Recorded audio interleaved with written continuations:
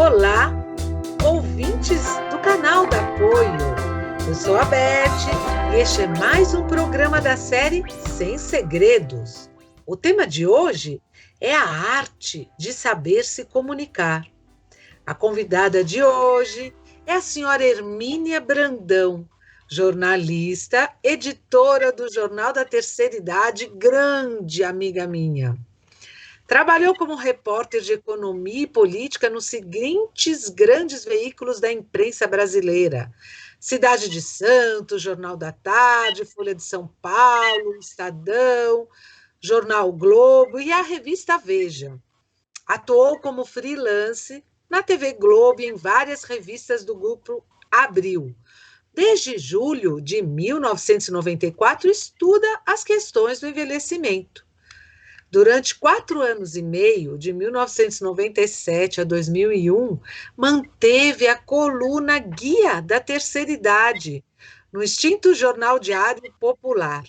E desde 1999 vem se dedicando exclusivamente ao projeto Guia da Terceira Idade. Até que lançou em 2004, lançou o Jornal da Terceira Idade. Não posso deixar de agradecer à empresa Atena, que nos incentivou e apoiou na execução desta nova estratégia de trabalho. A comunicação é uma ação de transmitir uma mensagem e, eventualmente, receber outra mensagem como resposta. É uma palavra derivada do latino comunicare, que significa partilhar e tem relação tanto com você como com o outro. Se o outro não entende a sua mensagem, talvez você não tenha se comunicado tão bem. Então, precisa rever a sua estratégia. Hermínia, muito obrigada por ter aceitado o nosso convite. Você, com toda a sua experiência, decidiu criar um guia da terceira idade, que surgiu para auxiliar a comunicação direcionada para os idosos. Conta para nós como ocorreu isso. Olá, Beth, que bom estar aqui com você, até porque você é uma parceira antiga, desde o começo do Guia, sempre prestigiou nos seus eventos todas as nossas iniciativas. Bom, falar hoje do Guia já é história, né? Porque a comunicação mudou tanto nos últimos tempos, né? E muda a cada dia, mas foi um diferencial, foi um momento muito importante, porque no começo dos anos 90 não existia no Brasil nenhuma publicação voltada para os idosos. Você tinha as publicações da área de geriatria, de gerontologia, né, as publicações da Sociedade Brasileira de Geriatria e Gerontologia e dos médicos em geral. Agora, você não tinha nenhuma publicação voltada para os grupos de terceira idade, para os idosos. Então, a nossa ideia foi exatamente essa, uma publicação que mostrasse o que já existia voltado para os grupos, associações. E ela começou pequenininha e depois a gente foi evoluindo. O seu objetivo com o guia era de uma maior integração entre os idosos da cidade de São Paulo. Você acha que você conseguiu atingir esse objetivo? Conta para a gente isso. Então, para a gente conseguir, seja em qualquer área da vida, a gente tem que conhecer primeiro antes de realizar ou de pensar, fazer um projeto. O que eu percebi num determinado momento como jornalista e trabalhando na grande imprensa é que as pessoas, já existia muita coisa voltada para os idosos, mas as pessoas não conheciam. Então, tinha, por exemplo, dentro da academia, tinham as pessoas fazendo estudos, fazendo trabalhos na área de academia, mas não conheciam o que os grupos de terceira idade estavam fazendo. Já existia no país um movimento de criação de conselhos de idosos, e já existia Conselho de Idosos em São Paulo, e às vezes a academia não conhecia, ou mesmo o pessoal, um não conhecia o outro. Eram iniciativas simultâneas e um não conhecia o outro. E eu, de repente, descobri que, como jornalista, trabalhando na grande imprensa, que me considerava uma pessoa bem informada, que existia todo este movimento que eu também não conhecia. Então, a ideia do guia foi, na verdade, um grande e-mail, um grande cadastro, onde a gente começou a mostrar. Então, o primeiro ano, ele de 95, ele começou a mostrar o que existia na capital, em São Paulo, e naquele momento já saiu um livrinho de 96 páginas, quer dizer, quando se imaginava que ninguém conhecia, a gente já teve 96 páginas. E a partir daí a gente começou a fazer. No outro ano virou Grande São Paulo, depois virou o Estado de São Paulo, até que em 1999 ele virou um guia do Brasil inteiro. Então, eu acho que ele foi cumprindo a sua função, porque primordialmente era mostrar o que existia. E aí depois você começava a fazer os entrelaçamentos. Você mesmo tinha um evento que você fazia na Associação Paulista de Medicina, que apoiou o lançamento do guia, e a partir daí outras pessoas conheceram e a gente foi fazendo, né, outras parcerias. Eu me lembro que eu adorava pegar aquele guia na mão, porque a gente ficava sabendo, você teve a, como é que eu vou dizer, a luz de dividir aquele guia em zonas, zona leste, zona oeste, zona norte. Então, a gente ia procurar todas as atividades que tinham para a terceira idade no nosso bairro, não precisávamos nos deslocar para lá, para outro bairro. Isso era maravilhoso. E a gente não tinha nem imaginação de quantas coisas que tinham dentro do guia, né, de atividades que ocorriam. Ah, sim, isso foi sendo um crescente, né? E foi muito engraçado, assim, muito legal, porque assim, eu era editora de uma, enfim, de uma editoria da Veja, né? E aí eu fui fazer uma entrevista com o dono do Banco Real, que era ali a sede na Avenida Paulista. E aí eu descobri, por acaso, estava indo lá, não tinha nada a ver com o meu trabalho particular, que era a minha pesquisa do guia, eu descobri que eles estavam fazendo uma pesquisa e eles iam lançar em cada capital brasileira uma agência só voltada para os idosos. E quando eu contei para o doutor Faria, né, hoje já falecido, que era o presidente do banco, que eu tinha essa ideia, ele falou, traga aqui, se eu gostar eu lanço. E aí o guia foi lançado nas agências do Banco Real, gratuitamente distribuído, e aí ele começou a ser um guia nacional. Embora ele fosse o primeiro só de São Paulo, ele despertou um interesse, e daí ele foi crescendo. Então, quando eu fiz a última edição, que foi 2010, ele já tinha 263 páginas, já não cabia mais um livro, tanto que a ideia da gente é que transformar isso num trabalho virtual mesmo, e nisso que nós estamos trabalhando. Eu sei que a comunicação com o público da terceira idade é diferente do público mais novo, né? Quais as estratégias que devem ser utilizadas para isso? Então, a comunicação está mudando a cada dia. Quer dizer, num primeiro momento, a ideia era mostrar para o pessoal da terceira idade que eles existiam, que eles estavam sendo reconhecidos. Foi isso que motivou lá no começo, né, dos anos 90. Tanto que depois a gente lançou um jornal. Porque o que aconteceu é que o guia foi indo, eu fui descobrindo, junto com os parceiros, que existiam tantas coisas, torneios, né, que eram os jogos regionais, você tinha os concursos de Miss e Mister, ou seja, você tinha uma série de particularidades e que tinham a ver realmente com os grupos. Por exemplo, concurso de Miss. Eu, quando comecei a fazer esse trabalho, eu tinha um certo preconceito. Imagina, concurso de Miss terceira idade. Aí eu descobri que é uma coisa que tem uma motivação fantástica, sabe? São senhoras que muitas vezes se dedicaram a vida inteira para os filhos, para criar a família, e que não teve oportunidade, às vezes, de um sonho antigo de ter sido Miss quando era jovem. E quando ela se torna uma Miss terceira idade, a autoestima dela aumenta, ela se cuida, muito, sabe, recupera a autoestima de muita gente. Então, assim, também eu fui aprendendo com tudo isso, né? Fui agregando. E eu acho que a linguagem é isso, é você saber o que é que o idoso quer. Que é uma coisa, por exemplo, que o jornal que circulou durante 13 anos, ele contemplava muito isso, né? Hoje o desafio é trazer para a internet esses idosos. E aí é um outro momento de comunicação que a gente está vivendo. Porque você estuda o envelhecimento desde 1994. E o que a gente pode falar para as pessoas que estão nos ouvindo, que do papel agora nós só estamos no computador online. Como é que você acha que eles estão lidando com isso? Olha, eu acho que esse trabalho, por exemplo, que você está fazendo de fazer, sabe, o áudio é muito importante, né? E a gente também está aprendendo agora a entrar nessa área, porque qual é a diferença? Antes a gente publicava no jornal, o jornal, o pessoal mais velho ainda é o pessoal que gosta de papel, eles tinham aquele prazer de pegar o jornal, abrir a folha, folhear. a gente não consegue apoio para continuar fazendo um jornal impresso, vamos para o online. O desafio de trazer para o online é muito grande, porque a maioria agora que está começando a aprender, a lidar. As pessoas já sabem mexer, por exemplo, no WhatsApp, no seu telefone, mas não tem computador, às vezes, em casa. Então, é um outro desafio. Agora, o áudio não, né? O áudio chega. Você pode Ele lembra como se fosse um rádio. Um rádio. Então, abre novas possibilidades e abre também uma reciclagem para a comunicação. Então, hoje, falar com o idoso, porque o idoso também tem pressa, né?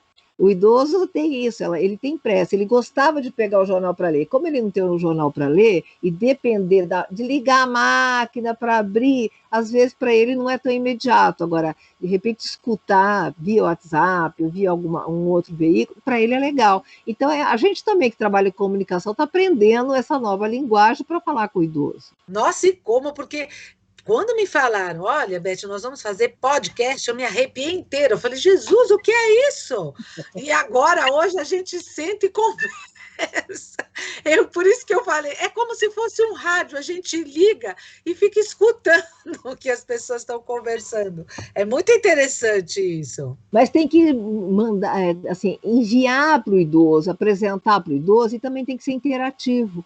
Porque o idoso também quer se colocar, se posicionar, né? Tanto na área de cultura, né? Hoje mesmo a gente estava divulgando, sabe, um sarau que vai ter, por exemplo, né? Que os NCI, os núcleos de convivência de idosos, eles estão se intercalando e fazendo saraus de cultura, que é uma coisa muito legal, né? Existe dentro da Secretaria de Cultura, por exemplo, da cidade de São Paulo, um programa vocacional que está apoiando eles. Então, assim, são outras coisas que vão surgindo e que é muito legal isso, né? Hermínia, eu trabalhei na coordenadoria do idoso lá no Polo Cultural do Cambuci. E lá era como se fosse um centro de convivência, né? Seria uma espécie de política pública. Por que o município de São Paulo não se preocupa em realizar mais essas políticas públicas? Nós estamos esperando o quê? Bom, o Polo Cultural existe até hoje, continua sendo uma referência. A gente tem um grande defeito na política geral do país, né? Que entra um governo, aí o outro que entra nem sempre dá continuidade para os programas. O Estatuto do Idoso é uma lei invejável, quer dizer, no papel nós temos todas as leis garantidas, agora a gente tem que ter um pouco mais também de militância dos idosos, está faltando isso, né? Porque a gente percebe que vários segmentos da população que no passado até tinham preconceito, há uns anos atrás, discutir política pública, por exemplo, para o segmento LGBT, era uma coisa que tinha muito preconceito. Hoje o pessoal, sabe, tem secretaria trabalhando, o maior evento de São Paulo presencial passou a ser a passeata LGBT, ou seja, porque o pessoal se mobilizou. Né? A área dos portadores de deficiência, até uns anos atrás, você não tinha quase nada. O pessoal se mobilizou, foi atrás. Hoje você tem, sabe, deputados, você tem, sabe, representações. A área do idoso, que é o segmento que mais cresce no Brasil, sabe, precisa também que os idosos se mobilizem, né? Então, assim, uma parte do trabalho que a gente faz também como comunicação, né, e com os eventos, por exemplo, que eu sei que você também faz, é isso, é estimular que o pessoal participe. Conselho do idoso tem que ter idoso participando. E, por exemplo, agora nós estamos vivendo o plano de metas. Então, assim, tem várias metas que foram mandadas exatamente isso. Por exemplo, eu estou na região central, né? O Fórum do Cidadão Idoso do Centro mandou 15 propostas e incentivando exatamente isso. Precisamos ter mais centros de convivência, precisamos ter, sabe, instituições de longa permanência para aquele idoso que já precisa, precisamos ter centro-dia, quer dizer, tem várias coisas. E a área cultural, né? Eu cobrei no dia da audiência pública, por exemplo, eu cobrei do secretário de Cultura, cadê incentivo para os saraus, para a gente fazer, né, atividade cultural com os idosos, né? Precisamos, né? Nas bibliotecas ter tarde de leitura, né? Claro que a gente sabe que isso tudo agora está em stand-by por causa da pandemia, né? Ah, não, eu estou falando como política pública, quer dizer, Certo, nesse certo, certo. momento, mas também a gente pode fazer muita coisa de live e pode fazer online, né? Esse sarau, isso que, por exemplo, que essa audição cultural que os MCIs da Zona Sul, da região de Santo Amaro estão organizando, eles, por exemplo, vai ser tudo online. O gostoso será quando pudermos voltar, todo mundo voltarmos juntos, né? Se abraçar e fazer aquele cafezinho que o idoso gosta no final. Mas, assim, tem que se pensar, como a gente sempre pensa para diante, né? Os planos de meta estão sendo discutidos agora de 22 para 24, né? É, E isso. aí isso vai acabar uma hora, né? Então a gente tem que pensar no futuro e planejar para frente. Hermínia, eu não sei se você ficou sabendo, ano passado nós tivemos a primeira feira da longevidade e no Expo Center. Qual que é a sua opinião sobre esse tipo de feira? Você acha que o mercado já está preparado para esse investimento? Então, essa especificamente eu não fui, não pude ir no momento, mas eu participei já de várias feiras, né, que já aconteceram várias, né. Eu acho que sempre falta divulgação, eu acho que falta muita divulgação. Entre os profissionais, eu acho que foi muito bem divulgado, né. Agora, eu acho que uma feira para acontecer tem que ter os dois lados, tem que divulgar também para os idosos usuários. Eu não acredito numa feira que seja só para profissional. Eu acho que fecha o mercado. Eu participei de uma muito interessante que aconteceu em 1998, que foi a primeira que é realizada aqui em São Paulo, e que foi no Center Norte, que tinha uma parte de profissionais e tinha uma parte também voltada para os idosos. Então, você tinha o público que seria o usuário, o beneficiário, e você tinha o público dos profissionais. Eu acho interessante. Aquela eu acho que pecou porque era muito nova. Era, sabe, era um momento ainda que o mercado não estava sensibilizado. Hoje, o mercado está sensibilizado. Agora, eu não sei, preciso aprender mais, mas eu tenho minhas dúvidas que fique só voltada para o profissional. Eu acho que tem Por que mudar. exemplo, com a pandemia, as empresas vão ter que repensar, né, o seu papel. A gente Ah, não sabe sim. como é que vai ficar depois disso. Certamente vai mudar muita coisa. Eu não acredito que acabe, né? O presencial eu acho que é importante. Eu não acredito que vai acabar totalmente o mercado de feiras, mas eu acho que vai ter que ter uma adaptação aí muito importante, que a gente também não sabe ainda como é que vai ser, né?